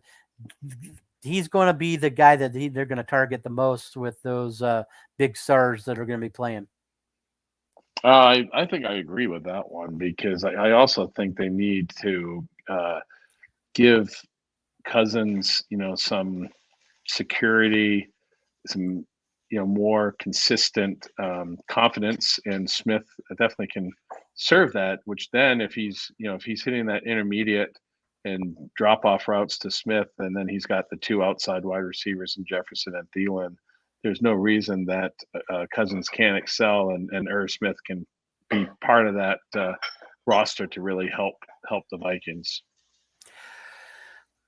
That's the end of the AFC North. We're going to turn our attention, or excuse me, the NFC. We're going to turn our attention to the NFC South now. And we're going to lead things off with the Atlanta Falcons, who Randy and I both are very down on them this year, if not in the bottom. We're going to take 2 different roads. Him and I are taking 2 different people here at the same position. We'll see how it comes out of training camp, but he has taken Marcus Mariota. Give me the rookie Desmond Ridder. I'm a huge Cincinnati Bearcat fan. I love to see what that guy did while he was in college. I think he outplays Mariota to get the starting nod. How about for you with the Atlanta Falcons on a team that has got to do something for Kyle Pitts and for Cordell Patterson? I'm sorry, Robert. I must have bad connection. I really didn't hear what you said. I'm sorry about that, but I'm gonna go with Marcus Mariota, and how dare you say Ridder in front of me on that? Marcus Mariota is Ridder 5 years from now. I truly believe that with the weapons that are there, with Drake London coming in as a tall wide receiver, and Kyle Pitts as one of the best offensive tight ends in the game, Cordell Patterson as a dynamic running back that can catch the ball out. Marcus Mariota is not. We go back to what I talked about with Justin Fields. Give him some freedom. Let him play. Let him do what you saw him do in college, what you just saw Ridder do in college. If you're going to let Ridder do that, let the Heisman Trophy winner have some freedom. I've struggled with, you look at the Raiders and how they utilized Mariota, and they let him come in for 2 or 3 plays a game, and he actually had some good performances. But it's you talked about Daniel Jones. I think this is Marcus Mariota's year to show what he can do. And once again, everybody gets enamored with the new rookie talent, but Ridder is Marcus Mariota was 4 years ago. So I'm going to go along with Randy and go with Marcus Mariota from the Falcons. Yeah, I think it's going to be a quarterback between the two, they'll play it out. I do like Desmond Ritter and what he's doing. So it'll be interesting to see what the rebuild happens to do there in Atlanta. So let's move on to the Carolina Panthers. And Randy is going with the Carolina Panthers. He is taking J.C. Horn, the cornerback. For me, people are going to laugh as much as everything that has been happening with Baker Mayfield coming in there, the play of Sam Darnold, what that's going to look like. But I give me the wide receiver that one of those guys are going to have to throw to. And I'm saying it. Give me Robbie Anderson. I think Robbie has got to get 100% better than where he was at last year. Just 500 yards receiving, 5 touchdowns. I think he could do a lot better. For you out of Carolina, who are you looking to be your breakout player? I'm going to actually go with Baker Mayfield. It's going to be interesting because you look at the offense that the Panthers have with Christian McCaffrey, who is a good running back, but he's a great pass receiving running back. You know, DJ Moore, Robbie Anderson, and Terrence Marshall as wide receivers. I think offensively they're going to I would not be surprised if they try to move the pace of play a little faster to give Mayfield in his comfort zone, making the athletic plays as the QB, and with the talent that he has, you know, a 3 yard or dump off 3 yard pass to McCaffrey can turn into a 65-yard touchdown just like that. And DJ Moore, very similar in terms of an 8 yard out can turn into a 60-yard gain. So watch for Baker Mayfield, and obviously he being let go for Deshaun Watson, who has so many questions. You know, they got rid of Mayfield and brought in a quarterback that has much more questions off the field than Mayfield had on the field. It'll be an interesting week one as those two ball clubs match up and play against each other. So we'll see how that happens. Let's look at the New Orleans Saints and for a ball club, and I'm going to say this quiet, don't want to upset the wife, but for a ball club that is having to rebuild and the life after Drew Brees and all of that, they're in that rebuild state, and I don't see them getting out of the NFC South, out of the cellar this year. Maybe they surprise me with Jameis Winston. Maybe he stays healthy. Andy Dalton being in there, but Randy is going to go with Marcus May, the safety. For me, give me Michael Thomas. Michael Thomas, who has not played since 2020. It'll be interesting where he only had 438 yards on just 40 catches. Give me him. He's got to go nothing but up. Does Michael Thomas? I'm going to go with the rookie, Chris Olave, who I think fits very well with Jameis Winston in terms of I see Jameis Winston as a somewhat of a huck and chuck type quarterback that likes to go for that home run ball, and you've got now that threat out there, which is going to be supported by having Jarvis Landry and Michael Thomas, assuming Michael Thomas can come back healthy. Olave is going to be the third wide receiver, but talent wise, you know, he's younger than Thomas, healthier than Thomas. Not to say Michael Thomas isn't a good wide receiver. The same thing with Landry. Landry has some other questions. I think that he has the right quarterback in terms of getting that big home run threat, and that's my breakout player for the your wife's New Orleans Saints. Who I'm dat? not. Who Who dat? did? I'm not saying it super loud because I know she wants her Drew Brees back. We'll wrap up with the last one. The Tampa Bay Bucks. Randy is going to go with the third wide receiver. I think that is a good pick. I think Russell Gage gets a few more looks this year, a few more targets than Godwin and Evans do. For me, I'm going to the defensive side of the ball and give me an interior lineman. Give me Vita Vea. Had 33 tackles and 4 sacks last year. I think he steps up his game even more defensively for the Buccaneers. How about you? I kind of like that young quarterback, the Tom Brady, Tom Brady, I think it is. No, just joking there. Uh, I really want to see what happens with Leonard Fournette. He's got that big size, the big body, but it's still like he's missing something. And I think if this isn't the year that he really gets back to it, then I think, kind of like some of the other running backs, he may be done. But I'm not ready to write Leonard Fournette off quite yet with having Tom Brady there. But it comes into play with a little health. But I think Ronald Jones is gone, so they don't have that kind of safety net that may have been used in the past. Let's take Fournette out, we'll put in Ronald Jones. Ronald Jones comes in, vice versa. I think Fournette may have the opportunity to get a little bit more of where he should be at from a goal line standpoint, being that big. But so I'm going to go with Fournette over that rookie Tom Brady. Yeah, and I think that's a great one with Fournette. He needs to touch the ball. I think he needs to get things done. All right, we move ourselves out to the West, where we see a lot of these teams all the time being out on the West Coast for ourselves. Let's start in Arizona. And for both Randy and I, we're taking receivers, but we're taking different receivers. As we all know, DeAndre Hopkins suspended for the first, I believe, 6 or 7 games with that. Randy is going to go with Rondale Moore, which is interesting. For me, I feel a little bitter because I lost him. Gimme Hollywood. I think Hollywood has a breakout year. Yeah, granted, he had 1,000 yards and 6 touchdowns.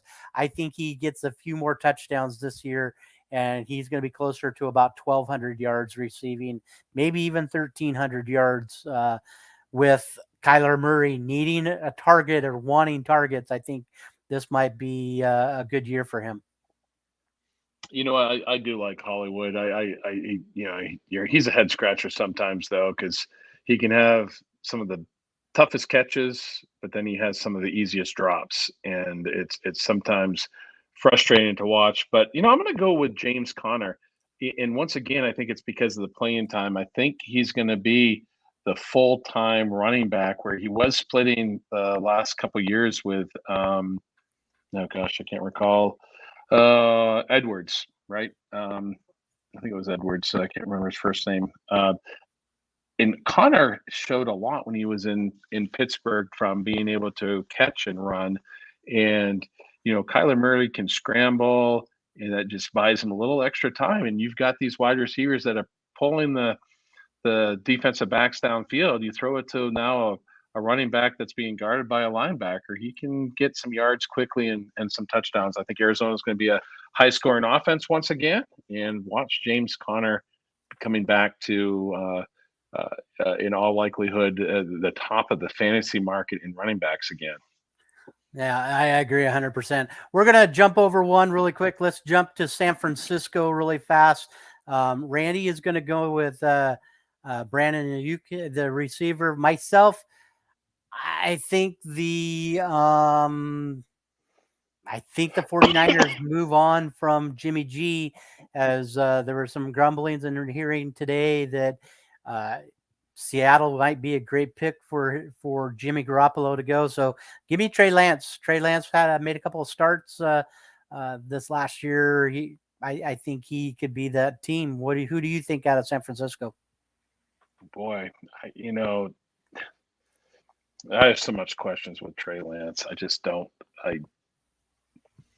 I don't see it, and I guess I'm gonna go. I'm gonna go back where it's tough to pick, but I'm gonna go with the running back Mitchell, Elijah Mitchell. Where once again we talk about the health, and if he can stay healthy, I just think that he has that ability with a younger quarterback that's going to be there, a quarterback that's not going to rely on just passing all the time, that they need to have that, I guess, stalwart in the backfield.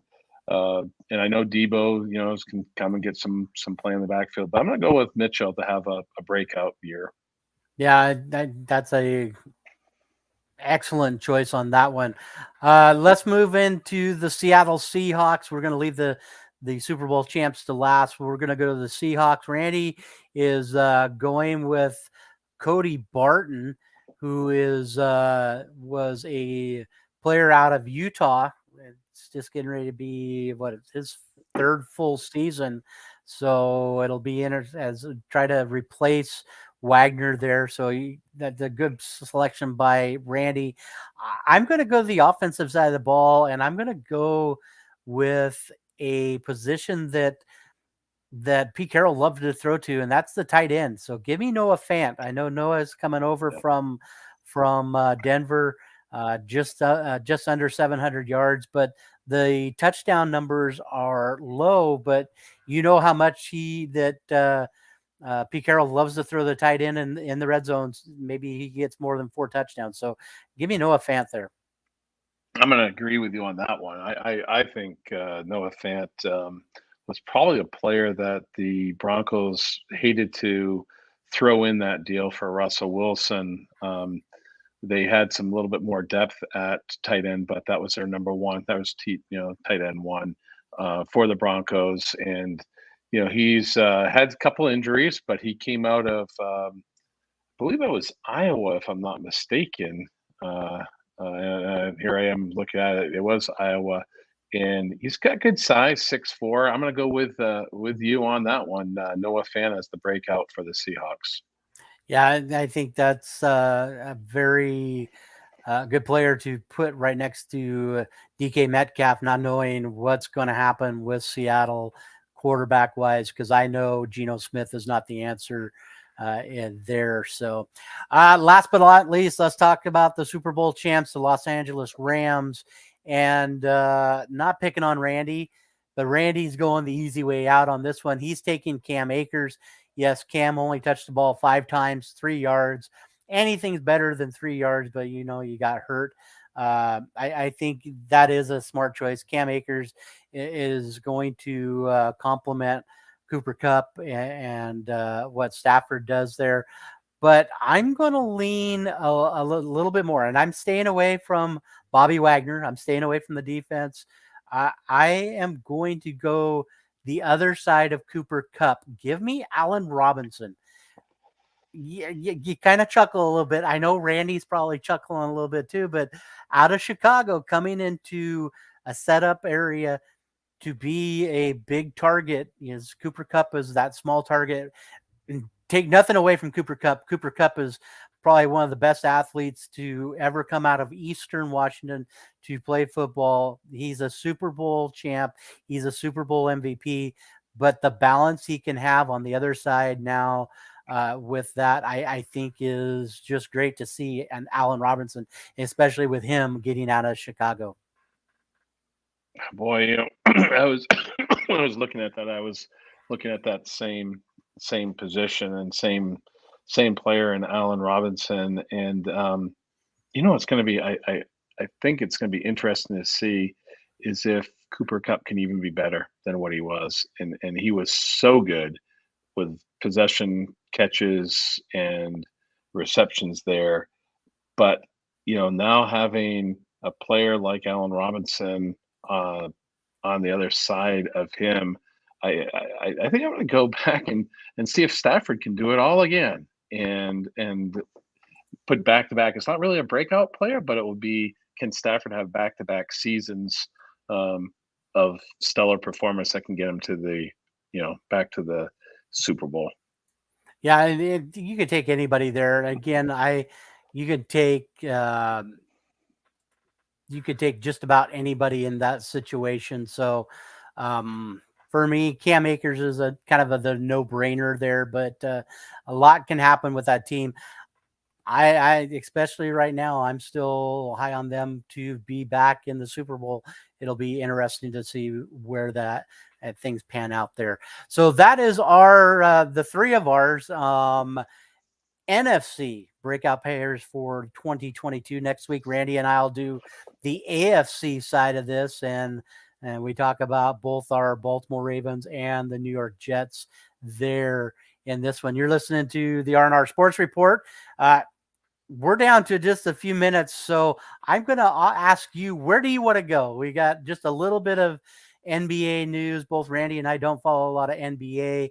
We could talk a little bowling, or we can talk. Let's talk the Open. Your choice. Where do you want to go? Well, I would say definitely one item that we've got to talk about, or I would like to come back at some time to talk about, is the state of collegiate football and how the Well, realignment and well, there's so many questions that are still unanswered, and maybe we can get more clarification. let But let's jump into that right now. What do you think? Does the Pac-12 dissolve, or do they make come together with the Big Ten? well, I was reading something very interesting today, and you look at USC and UCLA being selected to go to the B1G, the Big Ten conference, and that was done by Fox Sports is I believe TV the TV rights for that conference, and if you look at the value of the various teams from a TV market and a TV viewing share, the Oregon Ducks are in the top 10. I think they're number 10 right now from a viewer share standpoint, even though they're in a market that is very small. They count Portland, but Portland is not really that large of a metropolitan area from a TV standpoint. And it all comes down to the TV revenue, the money. It's not choosing the best teams for a competition standpoint. And so there's so much question on what's going to happen with the Pac 12, because now you've taken the two LA teams out, which were part of the original Pac 8. So you've lost a lot of history. And will the remaining 10 teams in Pac 12 stay in that division? And I can't answer that, Robert. I I like some of the concepts that they have with, trying to have an alliance with the ACC and maybe do uh, Pac a Pac-12 champion playing an ACC champion for the champion of the alliance. But at the end of the day, I just think that it's the heritage, the history has taken a step back to the mighty dollar. Yeah, and it did. We talked about it last week. It's what it's going to be, and the big thing I think will happen is the Pac-12 teams don't get enough time, because when most of those games are happening, it's already 10 o'clock back east, and not a lot of people are staying up. I think that it would benefit the teams joining the Big Ten. We'll see some of the bigger teams come out to the West Coast. That might get a little bit, but that would change time wise. You won't have the super late game. So it's all about the mighty dollar. And like you were saying, it's going to boil down to that. It'll be interesting to see if the Pac-12 dissolves, if it's just go back to 10. Do they join and merge with Mountain West or the WAC? It'll be very interesting to see what happens, especially after Pac-12 jumped all over trying to get their money situations figured out for TV last week, last Wednesday, when they were talking about it. So it'll be interesting to see how this pans out over the next couple of weeks. Yeah, Uh, absolutely. And I hope what isn't lost are your in-state in-state rival games that have been around for over a century, and that's the risk, is that some of the um, some of the TV um, revenue areas are not the same, i.e., Seattle versus Pullman. I mean, that's a huge discrepancy between the potential for TV revenue from a market share standpoint. Even though I don't think any of us would argue that, from a competitive standpoint, they're probably as equal as they've ever been coming into this season, with Washington State, getting a new coach and a new quarterback coming in that should be very competitive. Not a new Yeah. coach, but new offense coordinator, right? So Yeah, it'll be an interesting matchup with what happens in the Pac-12 and it's going to boil down to the next couple of weeks with all of their meetings going on and practices getting ready to start here the end of the month, as we'll probably get to see the Washington State Cougars down in this area here very shortly with their practices. All right, let's move on to just a few things here to wrap up before we get into the who am I to finish things up. To the sports that do not get enough airtime. Let's look at the AFL and few big games going on. Hawthorne does get the win this last week, 86-54 over Adelaide. And then you had the number 1 versus the number 2 team. My Geelong Cats taking on Melbourne, and Geelong ends up winning that one 91-63. And it was not off the foot of Jeremy Cameron or Tom Hopkins. It came from Mitch Duncan, Cameron Guthrie, Gary Rowan. Pete, I'm going to ask you, do you follow any of the AFL football, the Aussie rules football? And if you don't, no, you should be. no, I do not. I unfortunately I don't spend time watching that. I was hoping you were gonna go back and talk about who won the USFL championship. That was what I really was hoping you were going to talk We did about. talk about your nephew really quick. That's Birmingham Stallions played one yeah. a couple of weeks ago, and you have some interest in that one. I absolutely do. And you've got the Birmingham Stallions punter, Kobe Wadman, who got 2 rings in one weekend. He got married on Saturday and then flew the next morning and arrived in Cleveland and was able to play in the championship game and finished off with the USFL championship. So we were joking that he got 2 rings in one weekend, which is outstanding. And it's always, yeah, pride and I guess pride watching family members succeed, and Mhm. hopefully he gets an opportunity down the road for a call and gets the chance to perform. You know, and Yeah, that's all you ask for is the chance, and then to we talked earlier about Joel and Damon is just getting that chance, and then you see what happens with the talent that you're given. yeah, exactly. Is For those that don't know, Wadman did play for Denver over the last couple of years, so he's down playing with USFL. So, nothing but the best. Hope he gets the call and gets to come back up to NFL and make some time up there again. Turn our attention really quick just on a few topics before the end of the show here. Just a couple minutes. NASCAR, Chase Elliott wins. He is the first 3-time winner this year, winning there at Atlanta.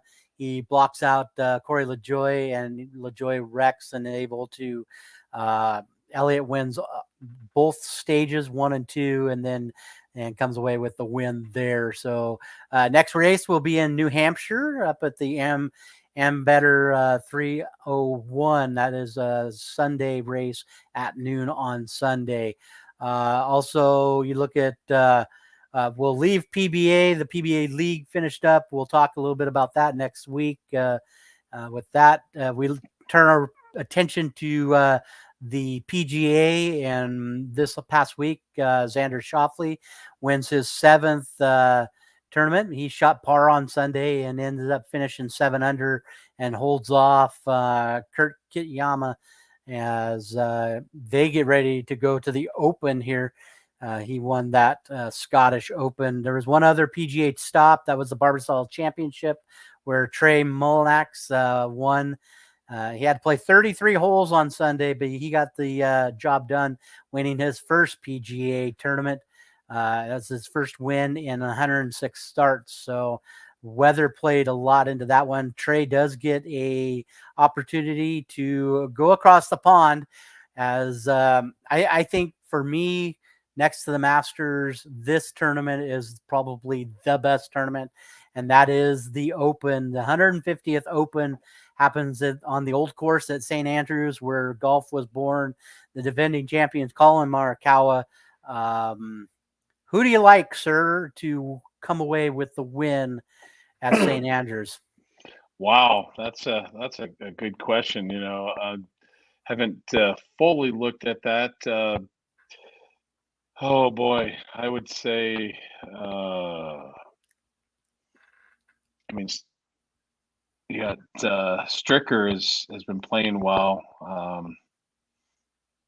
Give me a second. You talk about who you think, and then I, give me a chance to come back to this. I'm going to take Scotty Scheffler. He has been playing outrageous here the last couple. Still hasn't had a win since the Masters, but he has finished quite well over the last few weeks. So I am taking Scotty Scheffler in that one.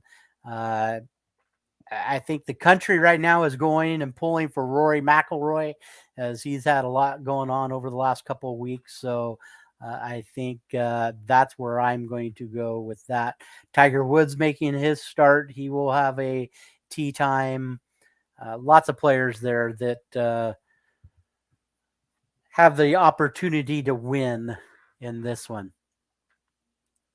Yeah, I meant Scheffler, not Strickler, is what I was talking about before. Scotty Scheffler. And have you ever seen that picture with Scheffler and I think it's Zalatoris, if I'm not mistaken? Will When they Zalatoris? when they played on the junior tour, they were junior, teenagers playing. But yeah, I'd like to see, and I guess Shoffley maybe, but Fitzpatrick would be a fun one to see. And then obviously, I don't think it's going to happen, but all eyes will be on Eldrick Mm-hmm. and Tiger Woods, and can he physically hold up? Because it's that's going to be the biggest challenge: is can he play that? He's his group is with Matt Fitzpatrick, Tiger Woods, and Max Homa. So that would be a fun group to, I think, follow there. But the open course and is so much different than your golf on the in North America in terms of you see these players putting the ball from 30 yards out to get the roll, just to roll the ball up, 35, 40 yards, not feet. Mm-hmm. And then weather, right? The Yep. weather, you never know what's going to happen, and the weather can change morning to afternoon. But I'm going to go with Fitzpatrick to win two majors in a row. That sounds like a good plan there. We turn our attention really quick just to tell our winners. Wimbledon happened this last weekend. Rafa Nadal had to withdraw, so that leaves Novak Djokovic to take the title there. Also on the women's side, Elena Rybakina ends up winning there. So, all right, sir, here comes your final clues for Who Am I? We talked about our Who Am I is from Florida. He played high school football and basketball. He was a four-star recruit.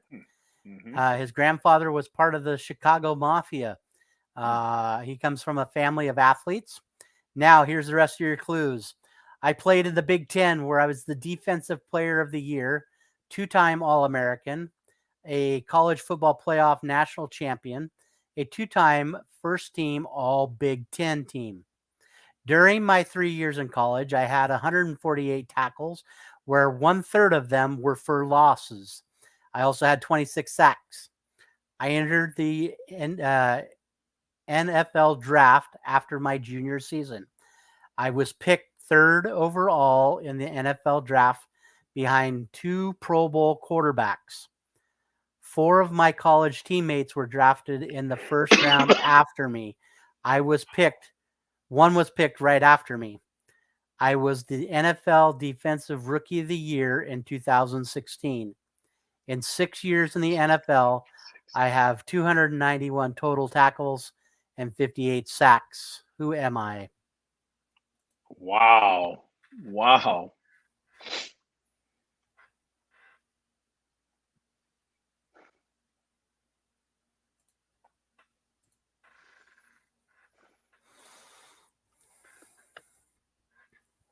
Big Ten,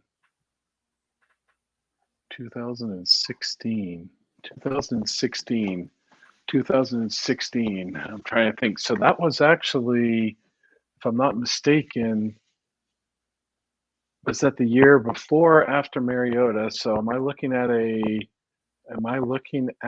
a Chase Young. No, no, no. No. We're gonna go this way. It is Nick Bosa, No, Bosa and or Joey Joey Bosa. You know what? I Bosa, hadn't Nick's seen that. brother. Yeah, I. Wow. Okay. Joey I mean, Joey Bosa's Ohio. birthday. Yeah, Ohio State. Do you know who the 4 guys were that he played behind, or who got drafted with him? No.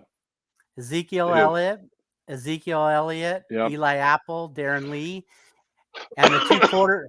And go figure, the 2 quarterbacks that were taken before him, Jared Goff and Carson Wentz. So we talked about all of them tonight, including that. But happy birthday to Joey Bosa. His birthday was just this last week. So that's where we're going to leave it. I know we're a couple minutes over here, but a big shout out. Thank you to Pete Williams filling in for Randy Isbell, who's a little under the weather this week. Randy will be back next week. We'll have another. We didn't get to our draft this week. We might touch on it. We'll have another draft. We'll talk about the breakout players for the AFC. Pete, again, thank you for joining me on such short notice. It was a fun night talking baseball and football with you. Absolutely. Thank you for the invitation. I look forward to doing some upcoming football games from the Bantams coming up on the radio, and I'm looking forward to jumping into that. And thank you for this opportunity, and good luck with next week. All right, pleasure. Thanks for coming on, Pete Williams. Randy, hope you're getting to feel better. And until next week, you've been watching the R&R Sports Report here on Facebook and YouTube. We'll see you next week, and go Warriors.